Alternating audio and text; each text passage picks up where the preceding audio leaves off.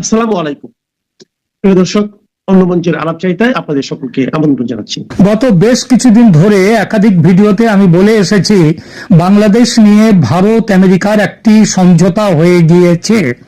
সেই সমঝোতা অনুসারে বাংলাদেশে শান্তি ও সুস্থিতি এবং গণতান্ত্রিক পরিমণ্ডল ফিরিয়ে নিয়ে আসার জন্য যেটা উচিত মনে করবে ভারত, সেটা সে করতে পারবে।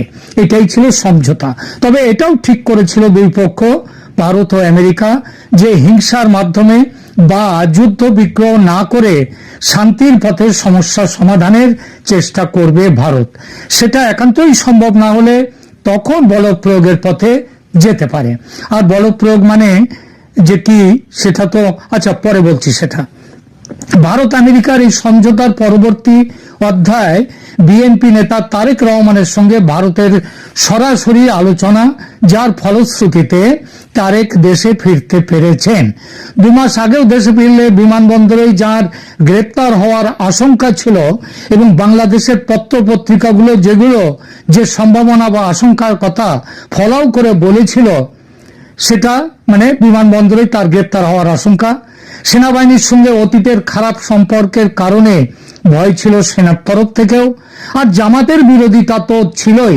তারেকের ফিরে আসা জামাতের বাড়া ভাতের ছাই। কিন্তু তারেক দেশে ফিরে সম্বর্ধনা পেলেন রাজপুত্রের মতো। বিশদে যাচ্ছি না, তার দরকার নেই বলে। তারেকের বিরোচিত সম্বর্ধনা ভারত আমেরিকা দুই পরাশক্তির সৌজন্যে, তাদের ভেতরে দেয়া নেয়ার শর্ত অনুযায়ী, যেটা মেনে চললে তারেকের লাভ, বাংলাদেশের লাভ। আর ব্যর্থ হলে তারেকেরও ক্ষতি, বাংলাদেশেরও ক্ষতি। সুতরাং তারেকের মাথায় এখন যেটা আছে সেটা কিন্তু আসলে সম্মান কিংবা অন্য কিছুর মুকুট নয়, কাঁটার মুকুট। এই কাঁটার মুকুট মাথায় নিয়ে ফিরলেন তারেক। কেন কাঁটার, বলবো সে কথা। বাংলাদেশের সামরিক অভিযানের প্রস্তুতি সেরে ফেলেছে ভারত, আপনারা সে খবর জানেন। অতিরিক্ত 4টি গ্যারিসন বাংলাদেশকে ঘিরে, মণিপুরে একটা, ওয়েস্ট বেঙ্গলে 2টো, ওয়েস্ট বেঙ্গলে একটা, আসামে একটা, আর ওয়েস্ট বেঙ্গলে 2টো, এই মোট 4টি গ্যারিসন নতুন করে তৈরি করে ফেলছে। কিন্তু সেসবগুলো হয়ে গেছে, সব ব্যবস্থা করা। কিন্তু পুরনো সব সুসম্পর্কের জেরে এবং প্রতিবেশী দেশ হয়ে জড়াতে চাইছে না ভারত যুদ্ধে। এই পরিস্থিতিতে আসরে এসেছেন তারেক রহমান। তারেক ভালোভাবেই জানেন তিনি না ফিরলে ফেব্রুয়ারির ভোটে বিএনপির কোনো ভবিষ্যৎ নেই। আর আওয়ামী লীগের অনুপস্থিতিতে দুর্বল বিএনপিকে হারিয়ে জামাতের নেতৃত্বে ইসলামপন্থীরা জিতে যাবে। আবার নির্বাচন না হলে জামাত বর্তমানে যেভাবে ক্ষমতা দখল করে দেশ চালাচ্ছে সেটাও চলতে থাকবে।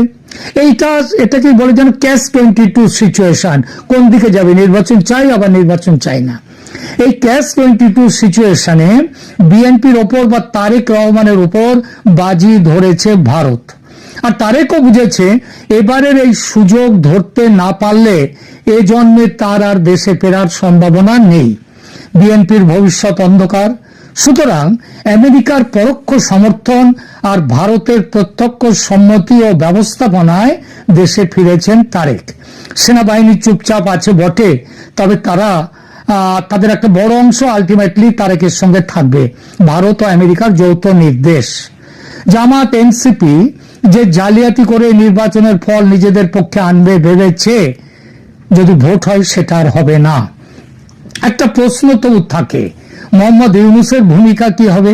কারণ তিনি এখনো প্রধান উপদেষ্টা বটে। তবে খেয়াল করলে দেখবেন গত অন্তত 1 সপ্তাহ, কমপক্ষে 1টি সপ্তাহ, ওই হাদির মৃত্যুর পরে পুরো জিনিসটা ঘেঁটে যাওয়ার পর থেকে ইউনূসের চোখ মুখের ভাষাটা পাল্টে গেছে।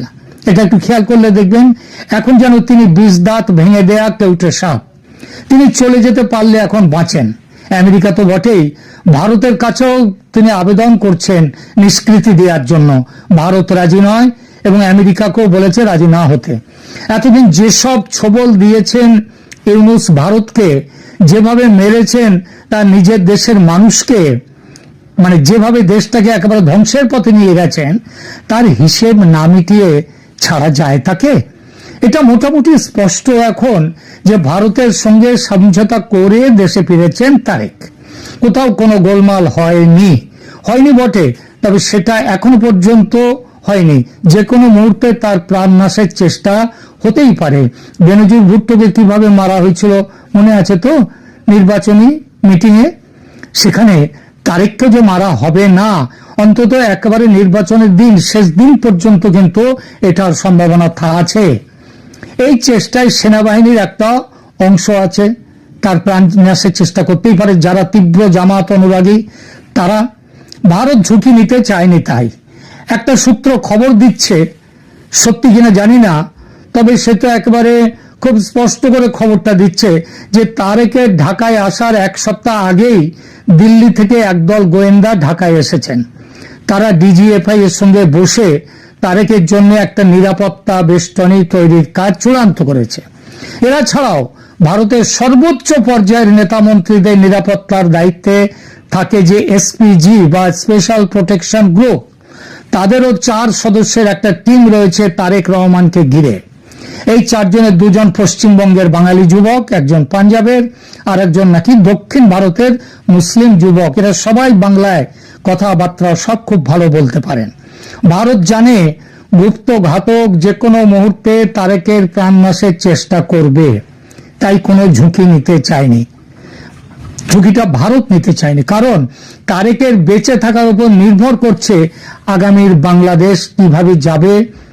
তাকে যে নিয়ে সাফল্যের একটা চেষ্টা করা হচ্ছে, সেটার দিকে যাবে নাকি সেটা হেরে যাবে, সেই চেষ্টা সেটা নির্ভর করছে এই মুহূর্তে অন্তত তারেকের বেঁচে থাকার উপর।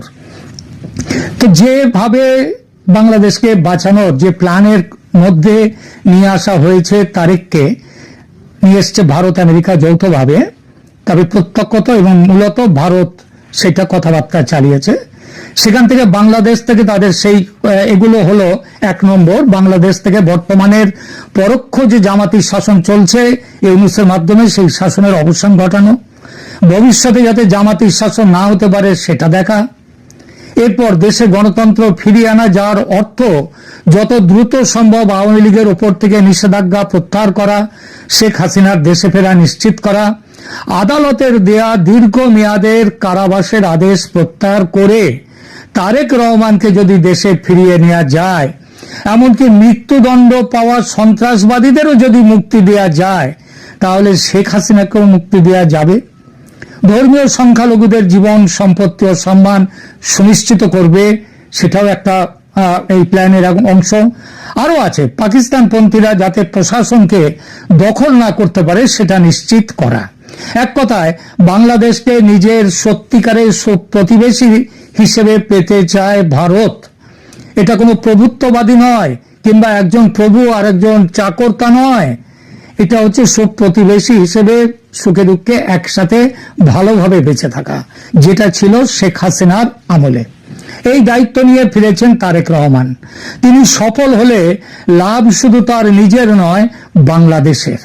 সফল হলে তারেক শুধু রাজনৈতিক নেতা বা পলিটিশিয়ান হিসেবে পরিচিত হবেন না, তিনি পরিচিত হবেন, ইতিহাস তাকে মনে রাখবে, একজন রাষ্ট্রনায়ক বা স্টেটসম্যান হিসেবে।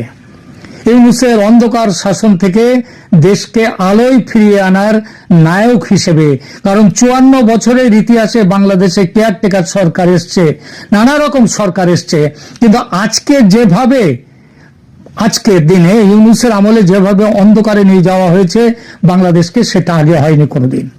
বয়স মানুষকে প্রাজ্ঞ হতে শেখায়। আজকের তারেক রহমান, তার যে অতীত, সেই অতীত অবশ্যই খুব সুখকর কিংবা সুন্দর নয়, কিন্তু যদি অতীতের ছবি থেকে নিজেকে মুক্ত করতে পারেন, ওই বয়সের কারণে যার জন্য তিনি কিছুটা প্রাজ্ঞ হয়েছেন বলে মনে করা হচ্ছে, যদি তিনি নিজেকে মুক্ত করতে পারেন অতীতের ছবি থেকে, তাহলে বাংলাদেশ সত্যিকার অর্থেই শেখ হাসিনার আওয়ামী লীগের একজন যথার্থ প্রতিদ্বন্দ্বীকে পাবে। গণতন্ত্রের বিকাশের দৃষ্টিতে এই উত্তরণ, সেটা একটা দেশের পক্ষে কিন্তু বড় পাওয়া।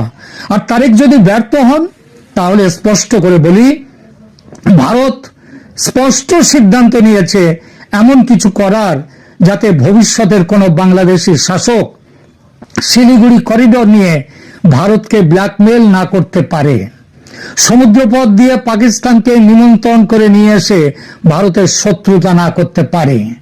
ধর্মীয় সংখ্যালঘুদের অত্যাচার করে দেশ ছাড়া না করতে পারে, বাংলাদেশকে ভারত বিরোধী সন্ত্রাসীদের ঘাঁটি করে না তুলতে পারে। এই জন্যে ভারতের পরিকল্পনায় আছে, যদি ব্যর্থ হয় এই তারেক রহমানকে দিয়ে এই যে প্ল্যান সেটা বাস্তবায়িত করার চেষ্টা যদি ব্যর্থ হয়, তাহলে ভারতের পরিকল্পনা আছে বাংলাদেশ থেকে দুটো টুকরো বের করে নেয়া। একটা রংপুর ডিভিশন, অন্যটা চট্টগ্রাম ডিভিশন। চট্টগ্রাম ডিভিশনের পাশ দিয়ে আবার কালাদান যে মাল্টিমোডাল ভারতের প্রজেক্ট, সেই প্রজেক্টটা তৈরি হয়ে গেছে, প্রায় তৈরি হয়ে গেছে। কেবল বাকি আছে একদম মিজোরামের কাছে সেইখানটার কিছু রাস্তা তৈরি, বাকিটা সম্পূর্ণ শেষ হয়ে গেছে এবং খুব সম্ভব 2026-এর মাঝামাঝির দিকে এটা শেষ হয়ে যাবে। তাহলে তো বুঝতে পারছেন, তার মানে ওই মায়ানমারও আর থাকলো না পাশে। 3 দিন 3.5 দিক থাকবে ভারত, এবং 3.5 দিক কেন, চট্টগ্রাম মানে 4টে দিক, পুরোটাই ভারত চারদিকে থাকবে বাংলাদেশের। আর বাকিটা এই চট্টগ্রাম ডিভিশন এবং রংপুর ডিভিশন চলে যাওয়ার পরে যেটুকু অংশ বাকি থাকবে সেইটা নিয়ে থাকবে বাংলাদেশ, যার 3 দিক নয় 4 দিকে ভারতীয় ভূখণ্ড। সমুদ্রের অভিভাবক বা গার্ডিয়ান অব দ্য ওশেন তিনি আর সমুদ্রে যেতে পারবেন না। সেই দুঃস্বপ্নের দিনের কথা ভেবে শেখ হাসিনাও অত্যন্ত ভাবিত, এবং ভারত সরকারের সঙ্গে কথা বলে শেখ হাসিনা কিন্তু তারেকের প্রত্যাবর্তনের ব্যবস্থায় সায় দিয়েছেন। অর্থাৎ এটা ভারতের